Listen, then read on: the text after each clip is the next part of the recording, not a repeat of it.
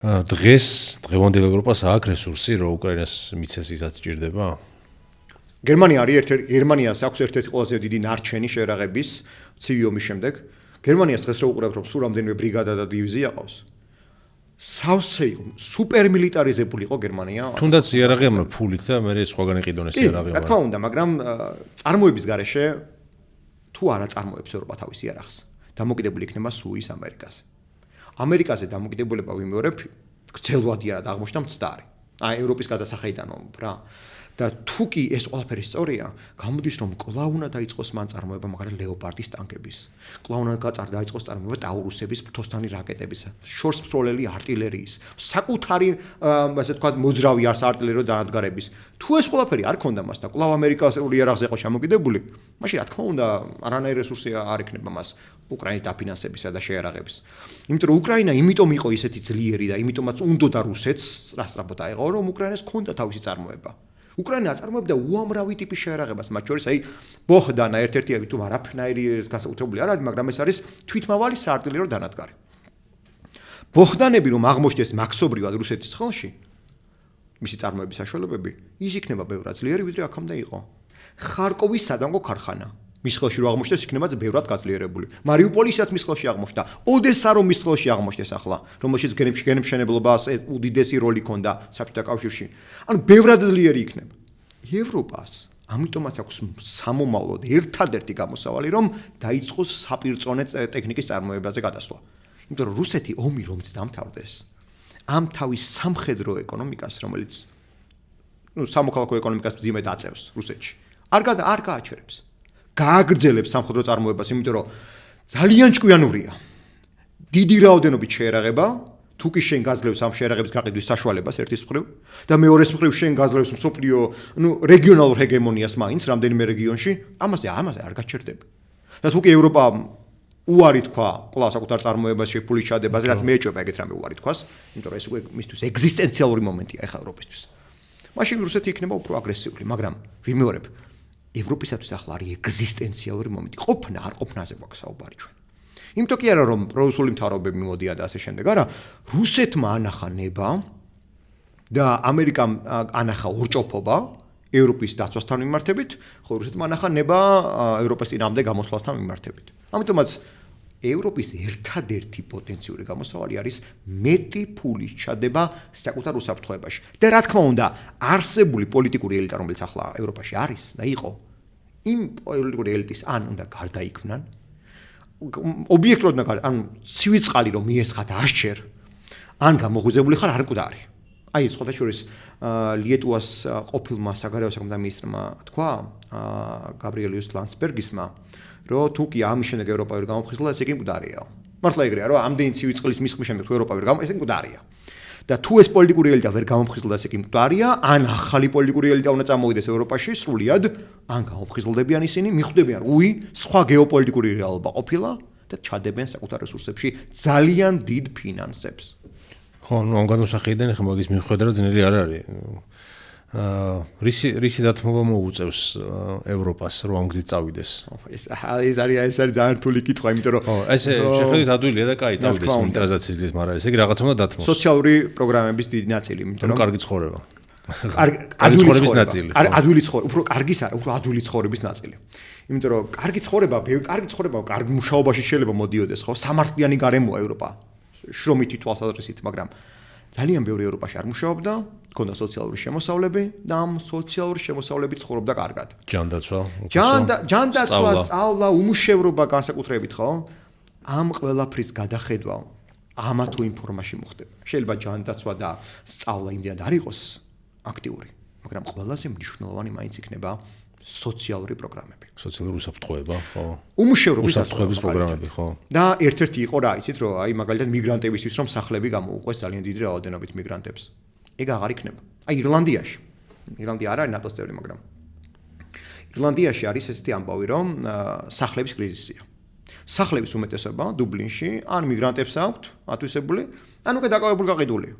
მთავრობას ახლა აქვს არჩევანი გასაკეთებელი, რაში ჩადოს ფული.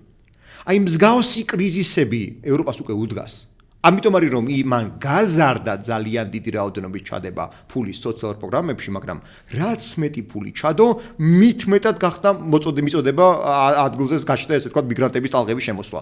ამიტომაც მისთვის ახლა არჩევანი იქნება ესეთი რომ შეიძლება მას მოუწევს სოციალური პროგრამების გადახედვა, შემცირება, მაგრამ თავდაცვის ხარჯის მიგრანტებთან მიმართებაში პოლიტიკის გადახედვა, რა თქმა უნდა და თავდაცვის ხარჯის ზრდა არ ნიშნავს სული ცხოვრების დაბრუნებას, იმიტომ რომ ვიმეორებ, სახელმწიფოები რომელსაც აქვთ დიდი თავდაცვა. თუ გინდა მშვიდობა იმზადე ომი. რა თქმა უნდა, და თავიდანვე ამერიკა ავიღოთ რა ისევ.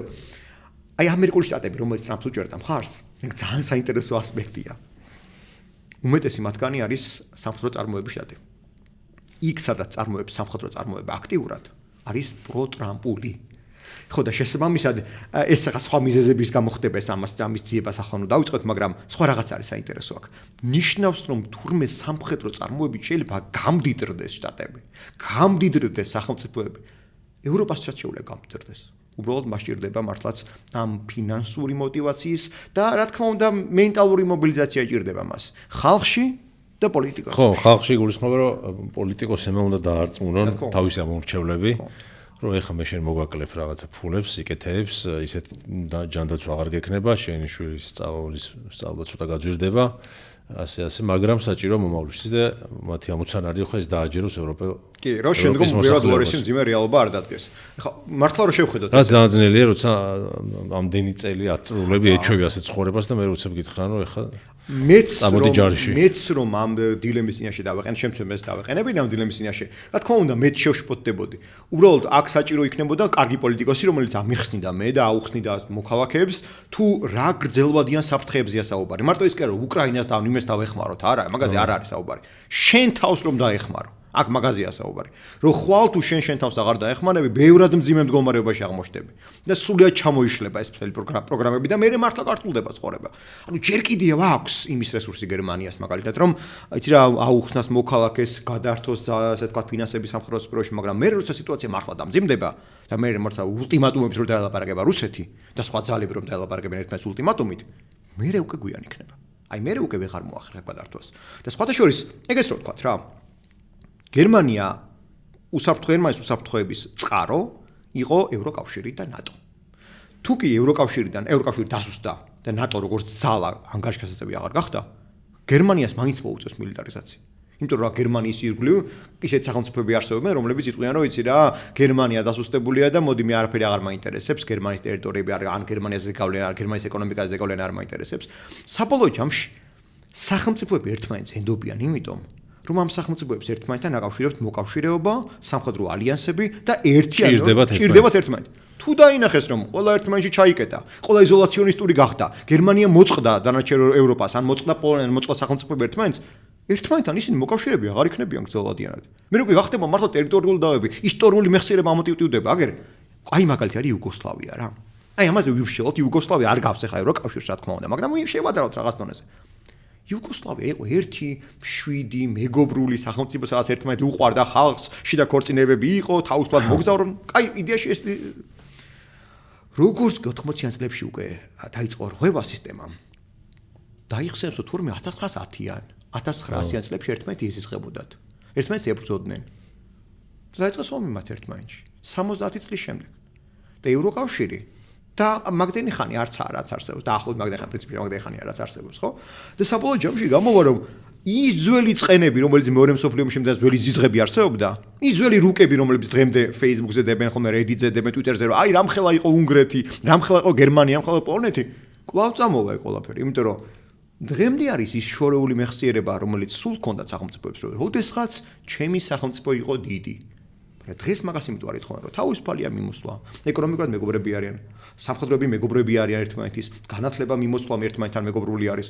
თუ ეგენი გაჩერდა და რუსეთი გაძლიერდა, სახელმწიფოებმა თავიანთ თავზე დაიწყეს მარტო ფიქრი, ჩაიკეტნენ ისინი სახელმწიფოების შიგნით, სასწრაფო შიგნით. მივიღებთ კვლავ ძალიან მძიმე მილიტარისტულ, ოღონდ ერთმანეთის დამაპირისპირებულ სახელმწიფოებს, უბრალოდ უფრო გვიან ეს ყველაფერი. მაგიტომ რომ თუ კი დღეს ვერ მიხვდა ევროპა რა საფრთხეს წინაშე დგას, იდეოლოგიურად, სამხედრო თვალსაზრისით, პოლიტიკურად, მე გვიან იქნება.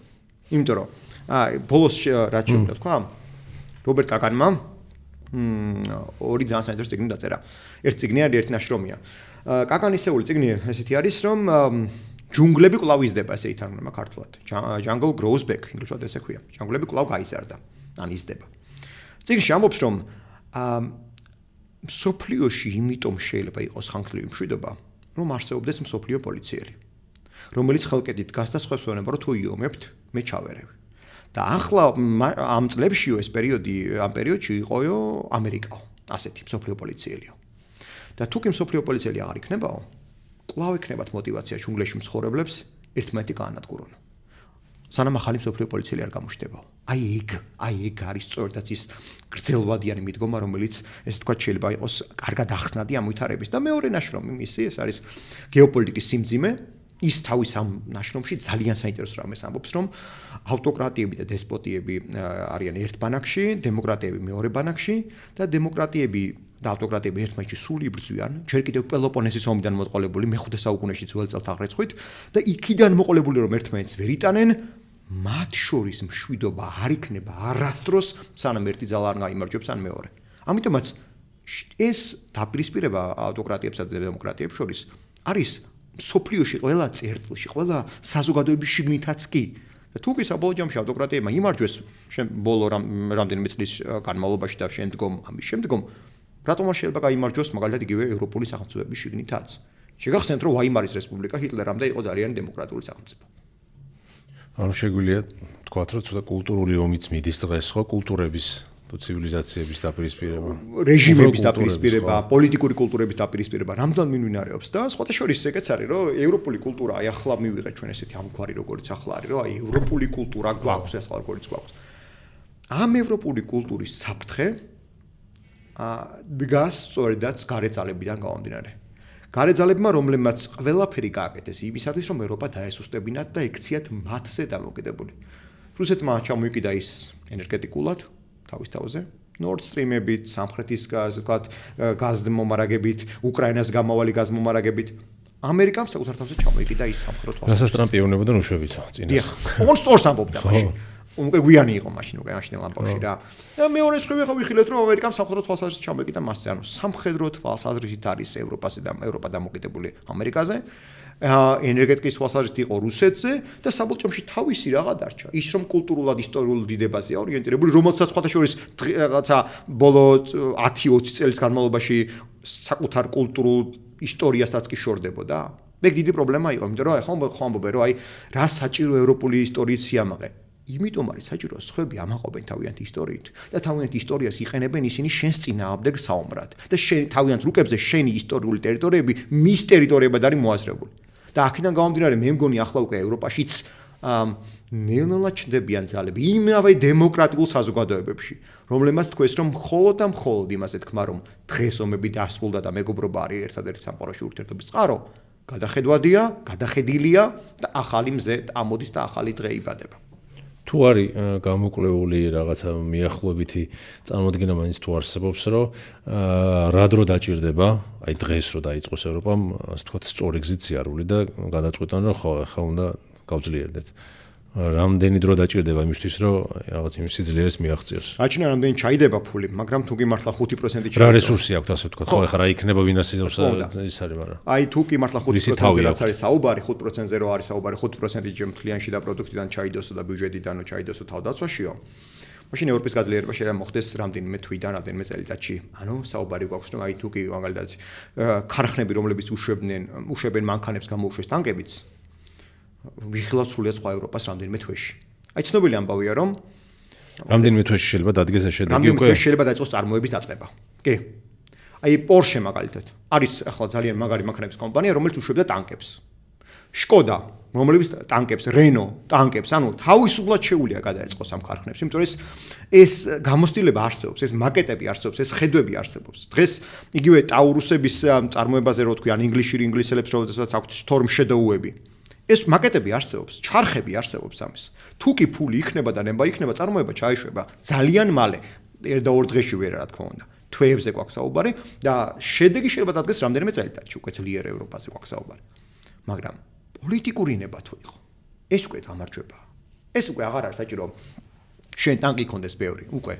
შენ თუ პოლიტიკური ნება გაქვს რომ ტანკები რაც ყავს უკვე გადაამისამართო აღმოსავლეთის ფრონტზე უკვე დამთავრებული საკითხია ესე იგი შენ უკვე ძალა გამოაჩინე იგივე ავიღოთ რუსეთზე ხო რუსეთი ამბობს რომ მე რასაც ვაწარმოებ თითოეულ ტანკს ვაგზავნი ფრონტზე მართლა ეგრე აკეთებს თორე რუსეთის ახალ ტანკების საერთო რაოდენობა კატასტროფულად შემცირებული აქვს მაგრამ რასაც აწარმოებს ყველაფერს ფრონტზე უშვებს ის მის ეკონომიკა ახლა არის ძალიან მძიმედ სამოქალაქო ეკონომიკაზე მაქვს საუბარი იმიტომ რომ ყველაფერი დაყრდნობილი არის სამხედრო ეკონომიკაზე რამდენი ხანი გაუძლებს რუსეთის ეკონომიკა ამაზე არავინ არ იცის არ თქვას რომ აი გაუძლებს ხოლამდე იქნება არა შეიძლება უფრო მეტი ხანი იყოს შეიძლება ჩამოიშალოს ნებისმიერ დროს მაგრამ რას ხედავთ დღეს ეგ გააჩნია გვერდით მინდა უდგება რა თქმა უნდა მაგრამ დღეს რასაც ხედავთ რუსეთს აქვს ძალიან დიდი პოლიტიკური ნება აწარმოოს ტანკი და გაუშვას ფრონტზე ეგრევე ტანკში კონკრეტულ ტანკს გულისხმობ იარაღებას შეერაღებაზე გვაქვს საუბარი ანუ მისი პოლიტიკური თუმცა სატანკო პაკეტი მართლა შემცირებულია ტანკები მიასყავდა ომამდე ძალიან დიდი რაოდენობით ახლა 6000-მდე ტანკი აქვს მას განადგურებული 6000 ტანკი ნიშნავს რომ შენი სატანკო პაკეტების რაც ყავდა იმის მინიმუმ ნახევარი აღარ მინიმუმ უფრო მეტი იმიტომ რომ რეალურად რუსეთს რაც ყავდა დიდი რაოდენობით დაკონსერვებული იყო ტანკები და ვიცით რომ მისი კანიბალიზაცია მოხდა ანუ ტანკებს მოხსნეს სხვადასხვა ესე ვთქვათ მინა ერთი და დაუყენეს ახალ ტანკებს შეარემონტეს ძველი ტანკები და ის ძველი ეს დაკონსერვებული ტანკების ნაწილი ფიტულები ყრია იგივე პოლიგონებზე იმიტომ რომ სატელიტური ფოტოებიდან ეს ყველაფერი კარგად გამოჩნდა ხო ამიტომაც არის რომ პოლიტიკური ნების შემთხვევაში ევროპა იქნება უფრო ძლიერი ძალიან მოკლე ხანში ვიდრე ამაზე გვაქვს საუბარი მაგრამ კარგ პოლიტიკურ ნებას კარგი პოლიტიკოსები სჭირდება. კარგი. გადავიდეთ ბოლო საკითხზე. ეს საკითხი არის ჩვენ რა ვქნათ.